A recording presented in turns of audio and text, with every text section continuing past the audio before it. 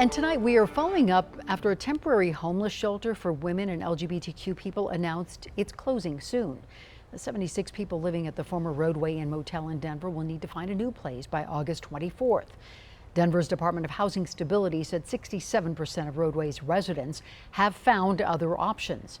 But those still searching tell Denver 7 they are worried about finding their next safe place. About 8 years ago, I got jumped by 6 grown men for walking down the street in a dress. You know what that's like?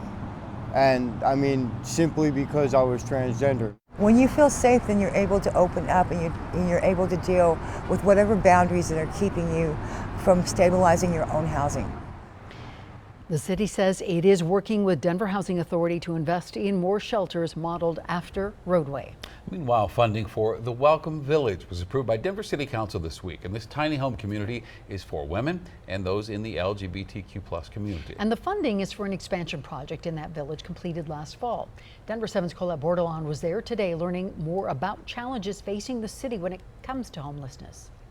I was in foster care and kind of just like in and out off the streets from the ages of 15 to 19. These tiny homes in Denver are more than a place to stay. I've been through it, I've been there, and it kind of just pushed me to like start working with my community and becoming more of an advocate.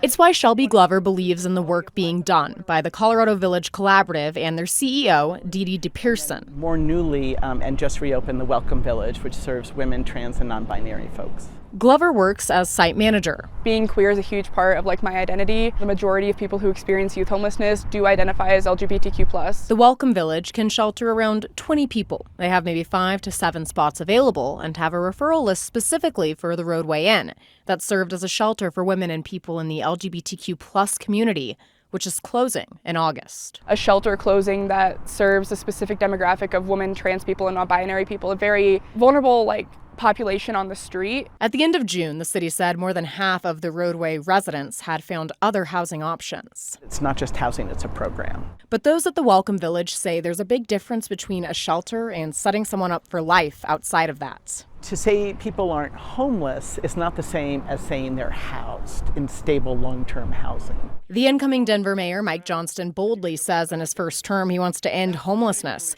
And on Denver 7 said focusing on more tiny home communities will help, alongside increasing housing options. My goal is to do 25,000 units that are permanently affordable, that are attainable to those people that are making 60, 70, 80,000 a year. The Welcome Village and the people who run it know there's a lot that needs to happen to make the new mayor's goal a reality. Most people in Denver are like 2 paychecks away from experiencing homelessness, and it can happen to anyone. Hoping at the end of the day, solutions are more than giving someone a place to stay, but the resources to start a new life. Colette Bordelon, Denver 7. And more than a dozen counties in Colorado are getting funding for transformational affordable housing. The $48 million is from the American Rescue Plan Act, and in Denver,